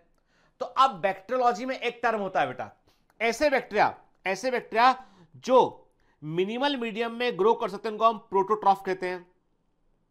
ऐसे बैक्टीरिया जो मिनिमल मीडियम में ग्रो कर सकते हैं, ऐसे बैक्टीरिया जो न्यूनतम माध्यम में वृद्धि कर सकते हैं, मिनिमल मीडियम में ग्रो कर सकते हैं, उनको हम प्रोटोट्रॉफ कहते हैं। तो प्रोटोट्रॉफ का मतलब क्या हो बेटा? ऐसे बैक्टीरिया जो मिनिमल मीडियम में ग्रो कर सकते हैं, इनके पास सारे जीन होते हैं, सारी इंफॉर्मेशन होती है, अपना ये बढ़िया जो चाहिए वो बना सकते हैं अपने लिए के। अब कुछ बैक्टीरिया ऐसे होते हैं जो म्यूटेंट बैक्टीरिया होते हैं, उत्परिवर्तन उनमें होता है, अब वो मिनिमल मीडियम में ग्रो नहीं कर पाते हैं, उन्हें ग्रो करने के लिए आपको एडिशनल ग्रोथ फैक्टर डालना पड़ेगा। जो मिनिमल मीडियम है, न्यूनतम माध्यम, उसमें आपको कुछ एक्स्ट्रा मटेरियल डालना पड़ेगा, क्योंकि वो ग्रोथ फैक्टर बना नहीं पाएंगे वो। ऐसे बैक्टीरिया को हम बोलते हैं ऑक्सोट्रॉफ कहते हैं, हम ऑक्सोट्रॉफ कहते हैं। Auxotroph can not grow, they can not grow in minimal medium, ये मिनिमल मीडियम में ग्रो नहीं कर पाते, they need additional growth factor. इस चीज पर मैं आपको छोटी सी कहानी सुनाता हूं, चलो आप एक छोटी सी कहानी पर भी बात करते हैं। बहुत पुरानी बात है, एक जमाने की बात है कि एक गांव में एक जमींदार रहा करते थे बड़े। सुनिए कहानी के, अभी छोड़ते थोड़ी देर उसको है ना, थोड़ा अलग तरह का चैप्टर, तो अभी हम कहानी पर बात करेंगे। एक गांव था, उत्तर प्रदेश का मान लेते हैं, एक गांव था, वहां पे एक बड़े जमींदार थे, के बड़े जमींदार मतलब पहले के जमाने के राजा, छोटे टाइप के राजा, के पोर्टेबल राजा जमींदार, ठीक है। तो उनके दो बेटे थे, दोनों बेटों में जो है वो दोनों बेटे जुड़वा, ट्विंस, ठीक है। राजा की इच्छा थी कि बेटे को पढ़ने के लिए विदेश, फॉरेन भेजा जाए, मतलब बेटे की परवरिश जो है, उनका जो जमींदार थे, उनका एक भाई जो है वो इंग्लैंड में रहता था।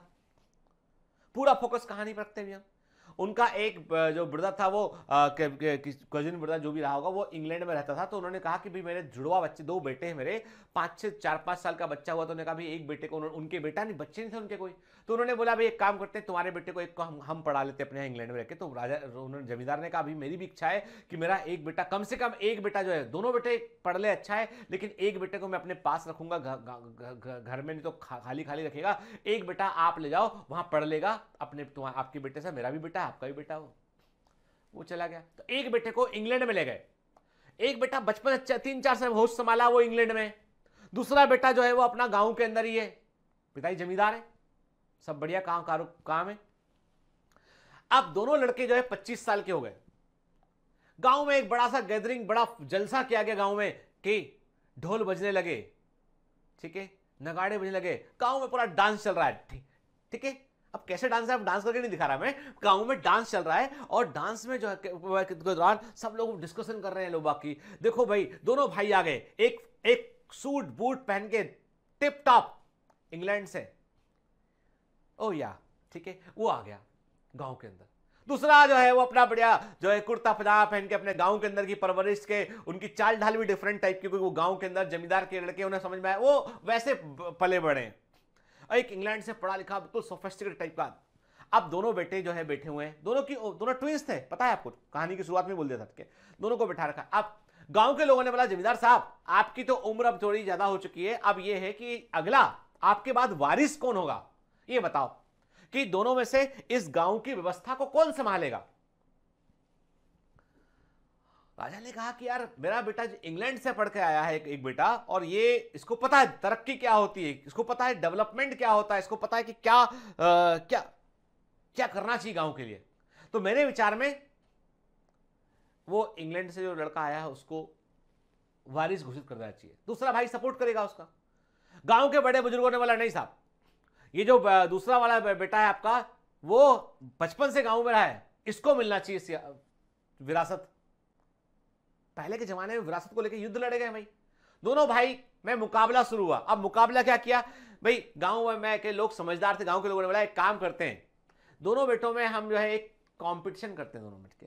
वो ये करते, दोनों को हम जो है वो एक कमरे में अलग अलग, दोनों को हम अलग अलग घर में, दो अलग अलग घर में बंद कर देते हैं। उसमें खाने पीने का सामान रख देंगे, जो बेसिक जो होता है ना घरों में सामान सब प्रेजेंट रहेगा उसके अंदर। और दोनों को बोलेंगे कि तुम है ना, तुम जो है एक कॉपी दे रहे, कोरी कॉपी दे रहे, उस कोरी कॉपी में लिख कर लाना कि तुम गांव के लिए क्या करोगे, क्या तुम्हारे दिमाग में प्लान है, इस गांव में तुम क्या कर सकते हो, ये सब चीजें तुम लिख के लाना कॉपी में। और तुम्हें हम 10 दिन के बाद निकालेंगे बाहर। 10 दिन के बाद दोनों की कॉपी में को देखेंगे किसने अच्छा लिखा है, किसने गांव के बारे में सोचा है, गांव के बारे में क्या कौन अच्छा कर सकता है, फिर हम लोग डिसाइड कर लेंगे क्या करना है।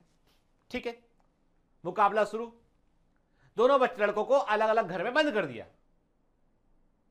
ठीक है, क्या हुआ, डे 1 वो अपना इंग्लैंड से लौटा हुआ, समझे ना, कि जो लड़का था उसने बड़ा कॉपी खोला, उसने लिखा, उसने किया जो भी लिखना कोशिश की, फिर उसे लगा यार भूख लगी।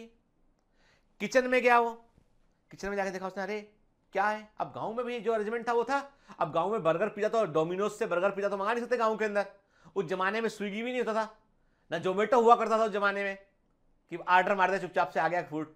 अभी क्या करना, देखा उसने गांव में अपने घर किचन में गया लड़का, आटा है, तुअर की दाल रखी हुई है, मूंग की दाल रखी है, चावल रखा हुआ है, कुछ सब्जियां रखी हुई हैं, लौकी, कद्दू, टिंडा, अरबी, आलू, हरी मिर्च, प्रबंध पूरा है, जो चाहो बना के खा लो। अब वो सोच रहा है कि मैं क्या खा लूं, क्यों, बड़ी मुसीबत है। प्रॉब्लम यह है कि आटा तो है, पर आटे को गूंथ कर रोटी कैसे बनेगी, ये तो इंग्लैंड में सीखा ही नहीं। इंग्लैंड में तो ऐसा होता ही नहीं है कि आदमी सुबह सुबह आटा गूंथ रहा है फिर रोटी बना रहा है। कि इंग्लैंड में तो भैया ब्रेड है, सीधा बना बनाया रेडीमेड फूड आता है, वो कंटेनर से खोला उसको और खोल के उसको माइक्रोवेव किया और खा लिया। यही सीखा था बचपन से, देखा था ब्रेड डबल रोटी बनी बनाई रोटी बने। अब यहां तो आटा है, क्या करे, सोचा उसने कि यार देखा तो था कभी टीवी में मैंने कि आटे से गूंथ की रोटी बनती है। थोड़ा पानी लिया, डाला, वो एकदम पतला सा सूप बन गया आटे का। सोचा शायद इसी पी के देखूं, नहीं भी पाया वो, फेल आइडिया। चावल पकाता हूं, चलो चावल पकाने के लिए सोचा उसने कैसे उबालूं, क्या करूं, बहुत कोशिश किया पर चावल भी नहीं पक पा रहा, उससे समझ में नहीं आ रहा क्या करना है मुझे। दाल का, कच्ची दाल का क्या करूं, क्या खा लूं, कद्दू खा लूं कच्चा, कच्ची लौकी खा लूं, कच्चा टिंडा खा लूं, क्या खा लूं, समझ में नहीं आ रहा है, टेंशन। चलो छोड़ो, अब एक काम करता हूं, अपने लिखने फोकस करता हूं, भूख तो लग रही है। एक दिन तो गुजारा पानी पी के, अगला दिन फिर भूख लगाई, अब तो लगेगी भूख तो यार। फिर किचन में गया, बाहर से सब सोर्स बंद कर रखे, खाना ही नहीं पका पा रहा, भोजन नहीं मिल रहा है तो दिमाग भी काम नहीं कर रहा है, आप भी चिड़चिड़े आते हो, भूख लगती है आपको, लंबे लंबे लेक्चर चलते हैं और ब्रेक भी कम मिलता है खाना खाने के लिए, तो गुस्सा भी आती है कि सर इतने लेक्चर डालोगे क्या, हाँ चिड़चिड़ा आते हो एकदम से, बस बहुत हुआ सर। तो गुस्सा सबको आता है, उसे भी गुस्सा आ रहा है। अब उससे बोलो लिखो तुम गांव के बारे में, दिस विलेज इज पैथेटिक। अब गुस्सा है, किस्सा तो गुस्सा है, खाना नहीं मिल रहा है, 10 दिन बाद निकालेंगे बाहर, गांव के लोग पागल हो गए, बंद कर दिया कमरे में मेरे को लाके। इससे अच्छा तो मैं इंग्लैंड में था, तमाम गुबार लिख डाला उसने कि यू पीपल आर मैड, मुझे बंद कर दिया यहाँ पे, मैं इतना पढ़ा लिखा समझदार आदमी। दूसरा तरफ, दूसरा पिक्चर का दूसरा एंगल, कैमरा चेंज करते हैं, दूसरे घर के अंदर पहुंचते हैं। दूसरे घर में क्या है, वहां पर गांव का लड़का बढ़िया गांव के बारे में, ये बनाएंगे, यहां पे नहर निकालेंगे। भूख लगी, गए किचन में, आटा गूथा, रोटी बनाई, दाल पकाया, बढ़िया सब्जी बनाई, खाया भरपेट, फिर लिखने बैठ गए। वो बढ़िया खाना, उसने माँ को देखा है बचपन से काम करते, उसे मालूम है गांव में रोटी कैसे बनती है, दाल कैसे बनती है, सब्जी, भले ही जमींदार का लड़का था, काम तो होते देखा उसने, बना लिया उसने। 10 दिन बाद दोनों को बाहर निकाला, एक दुबला पतला हो गया, गुस्से से बाहर निकला, कह रहे कुछ खाने दे दो, ब्रेड दे, कुछ तो दे दो कहीं से लाके, टमाटर ला के दे दो कम से कम। दूसरा वाला कॉपी भर के बाहर निकला, पहले वाली कॉपी खाली थी, दूसरे वाली कॉपी में भरा हुआ था पूरा। गांव के लोग बड़े खुश हुए। पहले वाला लड़का जो लड़का गांव का रहने वाला था, जिसने उस रॉ मटेरियल, जो आटा था, जो कच्ची दाल थी, कच्चा चावल था, कच्ची सब्जी थी, उससे उसने जो कुछ भी जरूरत थी, जो भी बना, पकौड़ा ही बना के खा लिया उसने एक दिन, उसका मन किया। सब करके देख चुका वो के, तो वो सब उसने जो उसके पास मिनिमम रिक्वायरमेंट जो थी, मिनिमम मीडियम जो था ना, क्या था, आटा था, चावल था, दाल थी, सब्जी थी, उससे उसने सब कुछ बना के खाया 10 दिन में, सेहत अच्छी होकर बाहर निकली उसकी। मिनिमल मीडियम में ग्रो किया, प्रोटोट्रॉफ है। और दूसरा वाला जिसमें हो गया म्यूटेशन, इंग्लैंड ले गए, रोटी पकते नहीं देखी, सब्जी पकाते नहीं देखा, चावल बनते नहीं देखा, दाल पकाना आता नहीं है, मसालों को करना क्या ये भी नहीं आता है, सब इंफॉर्मेशन डिलीट थी दिमाग से उसके, तो वो सब कुछ होने के बावजूद वो चिड़चिड़ा हो गया, वजन कम हो गया उसका, बीमार पड़ गया, वो ऑक्सोट्रॉफ है। अब इसको गांव में जिंदा रखना है लड़के को, तो क्या करोगे भैया, आप ब्रेड सप्लाई कर दो, भैया ब्रेड खा ले, सैंडविच ककड़ी काट के ब्रेड में लगा खा ले, कम से कम कुछ तो खा। मिनिमम मीडियम के एक्स्ट्रा सप्लाई करनी पड़ेगी आपको, कंप्लीट मीडियम बोलते हैं उसको। ये कहानी है बैक्टीरिया की, समझ गए, ठीक है। इतने मजे में कहानी सुन रही थी, ये कहानी है बैक्टीरिया कहानी कि याद रखो, अब भूलना नहीं, एग्जाम में कॉमन क्वेश्चन है कि प्रोटोट्रॉफ क्या होता है बेटा, प्रोटोट्रॉफ वो गांव का लड़का है के जो मिनिमल मीडियम में अपने लिए आवश्यक सभी चीजों को बना सकता है के।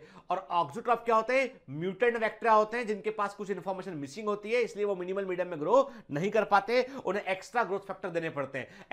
ऐसा मीडियम जिसमें एक्स्ट्रा ग्रोथ फैक्टर प्रेजेंट होते हैं उसको हम कंप्लीट मीडियम कहते हैं, ठीक है। चलिए, क्योंकि ये वर्ड आगे यूज होगा इसमें। म्यूटेशन इंड्यूस करके लेडरबर्ग और टॉटम ने क्या किया, उन्होंने जो है वो एस्चेरिया कोलाई बैक्टीरिया के K12 स्ट्रेन को उन्होंने तैयार किया, जिसमें उन्होंने कॉन्जुगेशन की डिस्कवरी की।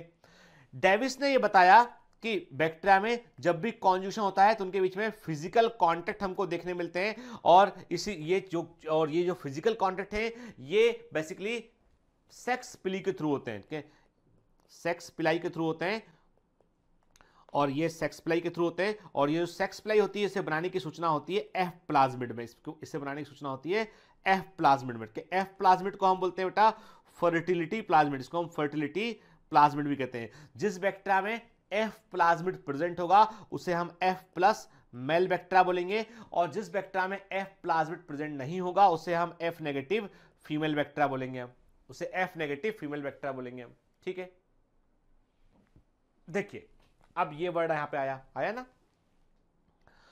ऑक्सोट्रॉफ मतलब म्यूटेंट है ये, सेकंड एंड ऑक्सोट्रॉफ फर्स्ट के। देखो ये इसके पास ए बी और सी, ए और बी को बनाने की, देखो A minus B minus C plus D plus के, तो ए और बी को बनाने की सूचना इसके पास नहीं है, और इसके पास सी और डी को बनाने की सूचना नहीं है के। दोनों मिनिमल मीडियम में ग्रो नहीं कर पा रहे हैं। इसका मतलब ये कि दोनों को आप ऑक्सोट्रॉफ 1 को और ऑक्सोट्रॉफ सेकंड को दोनों को आप मिनिमल मीडियम में रखोगे तो ऑक्सोट्रॉफ 1 जो है वो सी और डी को नहीं बना पाएगा तो मर जाएगा, और ऑक्सोट्रॉफ सेकंड जो है वो ए और बी को नहीं बना पाएगा तो वो भी मर जाएगा, दोनों मिनिमल मीडियम में ग्रो नहीं कर पाएंगे के। तो बहुत, जब दोनों ऑक्सोट्रॉफ को मिला के हमने एक साथ मिला के हमने मिनिमल मीडियम में ग्रो किया तो देखा हमने कि सारे बैक्टीरिया नहीं मर रहे हैं, मोस्ट ऑफ द बैक्टीरिया मर गए, कुछ बैक्टीरिया जिंदा बच गए। उन जिंदा बैक्टीरिया को देखा हमने और उनके कॉम्बिनेशन को देखा हमने, तो उनमें हमको क्या मिला, A plus B plus C plus D plus मिला, जो कि हमने डाला नहीं था। भाई हमने क्या लिया था, हमने एक ऑक्सोट्रॉफ लिया था A plus B plus C minus D minus, दूसरा लिया था हमने A minus B minus C plus और डी प्लस। ये A plus B plus C plus D plus plus का मतलब जीन प्रेजेंट है, वो कहां से आ गया, ये आया है कॉन्जुगेशन से। मतलब कॉन्जुगेशन के कारण ऑक्सोट्रॉफ का परिवर्तन प्रोटोट्रॉफ में हो गया है और ये मिनिमल मीडियम में ग्रो कर पा रहे हैं। आई बात समझ में, कितनी लंबी कहानी क्यों सुनी थी हमने इस टर्म को समझने के लिए। क्लियर, ये कंफर्म करता है कि बैक्टीरिया कॉन्जुगेशन करते हैं। अब आते हैं आखिरी स्टेज पे हमके, याद रखिए बैक्टीरिया में जो कॉन्जुगेशन है बेटा वो होता है एफ प्लस मेल बैक्टीरिया और एफ नेगेटिव फीमेल बैक्टीरिया के बीच के। कुछ बैक्टीरिया में जो एफ प्लाज्मिड होता है, कुछ बैक्टीरिया में जो एफ प्लाज्मिड होता है वो मेन बैक्टीरियल जीनोम से जुड़ जाता है। कुछ बैक्टीरिया में जो एफ प्लाज्मिड होता है, फर्टिलिटी प्लाज्मिड होता है, वो मेन बैक्टीरियल जीनोम का ही हिस्सा बन जाता है। ऐसे बैक्टीरिया को हम HFR बैक्टीरिया कहते हैं। तो HFR और एफ नेगेटिव के बीच में भी कॉन्जुगेशन हो सकता है। कुछ बैक्टीरिया में क्या होता है कि ऐसे, देखो बेटा याद रखना, ऐसे एफ प्लाज्मिड जो अलग से रह सकते हैं और मेन बैक्टीरियल जीनोम से जाकर जुड़ सकते हैं, उन्हें हम इपीसोम कहते हैं। उनको हम क्या बोलते हैं, उन्हें हम इपीसोम कहते हैं। तो इपीसोम मतलब ऐसे एफ प्लाज्मिड जो मेन बैक्टीरियल जीनोम से जुड़ जाएंगे या उसके अलावा भी अलग से रह पाएंगे, उनको हम क्या बोलते हैं, इपीसोम कहते हैं। ठीक है, जब HFR bacteria F plus bacteria में कन्वर्ट होता है, तो उसे क्या करना पड़ेगा, उसे बैक्टीरियल जीनोम को छोड़ के, उसे ये क्या है, ये HFR है, ये F+ है, ठीक है, उसे मेन जीनोम को छोड़ के अलग होना पड़ेगा। जब वो अलग होता है तो कई बार गलती से मेन जीनोम का एक हिस्सा तोड़ के ले आता है, मेन जीनोम का एक हिस्सा तोड़ के ले आता है, उसे बोलते हैं अब F' मेल बोलते हैं। तो F' मेल के मेल और F- फीमेल के बीच में भी कॉन्जुगेशन हो सकता है। क्लियर? ठीक है बेटा, चलिए आगे बढ़ते हैं। अब बात करते हैं ट्रांसडक्शन की, के इसको खोजा था जिंडर और लेडरबर्ग ने 1952 में, और जिस बैक्टीरिया में देखा वो था साल्मोनेला टाइफिमोरियम, जो चूहों में टाइफाइड करने वाला बैक्टीरिया होता है। तो ट्रांसडक्शन जो है वो बैक्टीरिया में सेक्सुअल रिप्रोडक्शन की मेथड है जो वायरस के माध्यम से होती है। इसमें जो मीडियम जो बैक्टीरियल जीनोम कैरी करता है वो होता है वायरस, ठीक है। इसे देखा था जिंडर और लेडरबर्ग ने 1952 में साल्मोनेला टाइफिमोरियम में। देखो अब जो वायरस बैक्टीरिया पर अटैक करते हैं उनको बोलते हैं हम बैक्टीरियोफेज बोलते हैं, इनको हम बैक्टीरियोफेज कहते हैं। बैक्टीरियोफेज वो वायरस होते हैं जो बैक्टीरिया पर संक्रमण करते हैं, बैक्टीरियोफेज वो वायरस होते हैं बैक्टीरिया पर संक्रमण करते हैं। इनमें क्या होता है बेटा, इनमें ये न्यूक्लियोप्रोटीन होते हैं, इनमें जो है वो न्यूक्लिक एसिड से होता है और आसपास प्रोटीन से बना हुआ कैप्सिड होता है इसमें, ठीक है। देखिए ये वायरस है, ये वायरस से क्या किया, इस वायरस ने बैक्टीरियल सेल पर अटैक किया। देखो कोई भी वायरस जब बैक्टीरियल सेल पर अटैक करता है या कोई भी लिविंग सेल पर अटैक करता है तो उसका काम करने का तरीका बिल्कुल होता है हाईजैकर के जैसा होता है। क्या करते हैं वो प्लेन को जो हाईजैक करते हैं, क्या करते हैं, प्लेन में जाते हैं, पायलट को उन्होंने कंट्रोल में लिया, पायलट को उन्होंने जो है वो डराया और प्लेन को अपने अकॉर्डिंग जो है वो ले जाते हैं किसी जगह पे। ये प्लेन हाईजैक करने का तरीका है।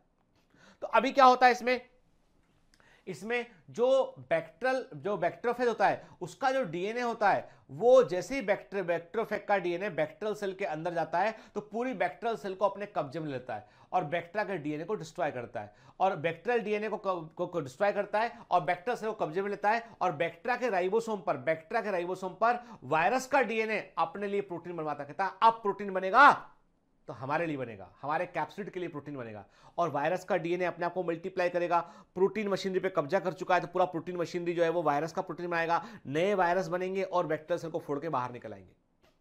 कभी कभी क्या होता है, कभी कभी ये होता है बुरे लोगों की में कभी कभी एक अच्छा आदमी भी शामिल होता है, लेकिन वो दिल का अच्छा होता है तो उन बुरे लोगों को राह दिखाने का काम भी करता है कई बार, ठीक है। अभी क्या हुआ ये दुर्घटना ये घटी कि एक बैक्टीरियल सेल पर जो है एक बैक्टीरियोफेज ने अटैक किया। अब उसने अपने डीएनए को मल्टीप्लाई किया, उसने बैक्टीरियल जीनोम को तोड़ा उसने और अपना नए वायरस बने उसमें। गलती से एक वायरस ऐसा बन गया जिसके अंदर जो प्रोटीन कोट है, जो प्रोटीन का आवरण है वो तो वायरस का है पूरा, लेकिन डीएनए गलती से बैक्टीरियल डीएनए का एक फ्रेगमेंट उसके अंदर आ गया गलती से। देखो आप रेड से मार्क किया उन्हें, बैक्टीरियल डीएनए का एक फ्रेगमेंट अंदर से आ गया। ऐसे बैक्टीरियोफेज को बोलेंगे हम ट्रांसड्यूसिंग फेग बोलेंगे, इसे हम ट्रांसड्यूसिंग फेग बोलेंगे। ट्रांसड्यूसिंग फेग में क्या होता है कि इंस्टेड इसमें वायरल डीएनए की बजाय इसमें क्या होता है, इसमें बैक्टीरियल डीएनए इसमें क्या होता है बैक्टीरियल डीएनए का जो है वो एक सेगमेंट इसके अंदर होता है, ठीक है। एक काम करते हैं, एनिमेशन देखते हैं हम ध्यान से, ठीक है। इस एनिमेशन को देखिए ध्यान से, आप देखिए ये बैक्टीरियोफेज अटैक कर रहा है, ये देखिए उसने अटैक किया, अपना जीनोम उसने बैक्टीरियल सेल के अंदर डाला, वायरल जीनोम को, ठीक है। अब वायरल जीनोम अपने को मल्टीप्लाई करेगा, बैक्टीरिया का जीनोम तोड़ देगा, नए वायरस बनेंगे, असेंबली ऑफ न्यू वायरस होगा। तो गलती से देखो बैक्टीरियल डीएनए एक वायरस के अंदर आ गया, गौर से देखिए एनिमेशन करके, और ये बाहर निकल गया, है ना। देखो तो एक वायरस ऐसा बन गया है जिसके पास में गलती से बैक्टीरियल जीनोम आ गया, फेग कंटेनिंग बैक्टीरियल डीएनए, और यही ट्रांसड्यूसिंग फेग है। जब ये दूसरे बैक्टीरिया पर अटैक करेगा, ट्रांसड्यूसिंग फेग अटैक किया उसने, तो देखो इसका जीनोम, ये वायरस का जीनोम नहीं है, बैक्टीरियल जीनोम का हिस्सा है, ये जाएगा और ये रिकॉम्बिनेंट को बना लेगा। ये हो गया ट्रांसडक्शन, है ना, इंटरेस्टिंग है ना। देखो डोनर डीएनए मिला, रेसिपिएंट डीएनए से बन गया रिकॉम्बिनेंट। एक बार पूरा एनिमेशन बड़े ध्यान से देखिएगा। वायरस ने अटैक किया बैक्टीरियल सेल पे, पेनिट्रेशन, छेद किया वॉल में, वायरस का जीनोम बैक्टीरियल सेल के अंदर गया, अपने आप को मल्टीप्लाई करेगा, बैक्टीरियल जीनोम को डिस्ट्रॉय करेगा, नए वायरस बनेंगे। गलती से एक नए वायरस में बैक्टीरियल डीएनए का हिस्सा आ गया, ऐसे वायरस को हम बोलेंगे ट्रांसड्यूसिंग फेग बोलेंगे, जिसके पास में बैक्टीरियल डीएनए होगा इस वेक्टर। अब जब ये ट्रांसड्यूसिंग फैग दूसरे वेक्टर पर अटैक करेगा तो अपना जीनोम बैक्टीरियल सेल के अंदर डालेगा, और ये जीनोम चूंकि बैक्टीरियल डीएनए का हिस्सा था तो ये मेन जीनोम से आके जुड़ जाएगा और रिकॉम्बिनेंट बन जाएगा। तो ये इन्फेक्टेड मेथड है, ये इन्फेक्टिव मेथड है बैक्टीरिया में सेक्सुअल रिप्रोडक्शन की। क्लियर? एक बार एनिमेशन और देख लीजिए आप, ठीक है? देख रहे हैं बेटा?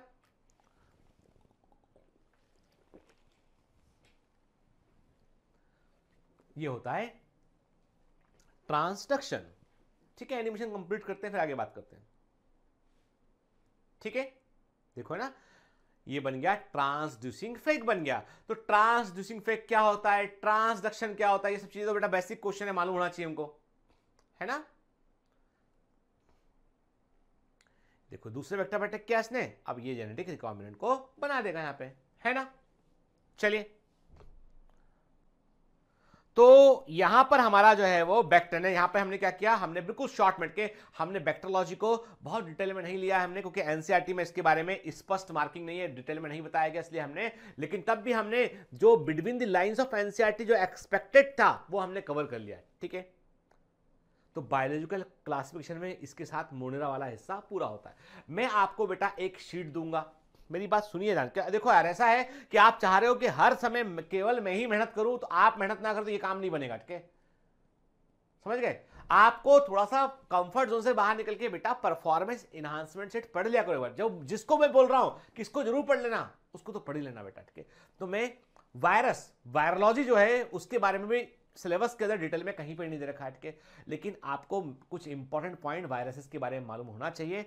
तो मैं आपको एक काम करूंगा कि वायरोलॉजी के नए लेक्चर नहीं लेता हूं मैं आपको क्या करूंगा, एक शीट परफॉर्मेंस इन्हांसमेंट शीट जो है वो आपको प्रोवाइड कर दूंगा मैं आपको, जिसमें कि वायरस के बारे में जिक्र होगा। तो 1 या 2 पेज का, हार्डली 2 या 3 पेज का थ्योरी होगा, वो एक बार बेटा उसको पढ़ लेना। ठीक है, मैं देखता हूं यदि मेरे कोई पुराने लेक्चर में वायरोलॉजी का कुछ हिस्सा है कहीं पे प्रेजेंट, तो मैं उसको कंपाइल करके आपको उसको असाइन भी कर दूंगा। ठीक है, अभी कोर्स काफी हमको कवर कप करना है, इसलिए जो है वो ये सोचिए आपकी हमको जो है वो कुछ हिस्से से जहां पे हमको थोड़ा सा बाहर निकल के देखना पड़ता है कि हाँ भी क्या चीजें और कर लें, ताकि हमें कोई क्वेश्चन बाउंसर ना हो जाए हमारे लिए, है ना। इसलिए हम मेहनत कर रहे हैं, क्योंकि हमको टॉपर चाहिए, उसके लिए मेहनत कर रहे हैं।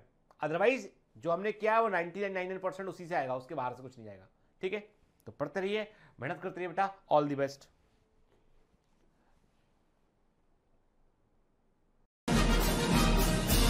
Hi.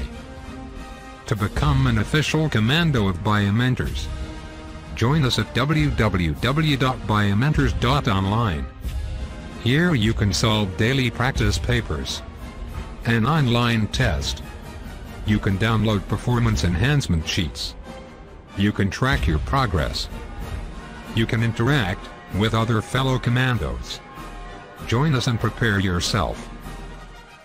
It's a commando training for your success. Download Biomentors online app from Google Play Store.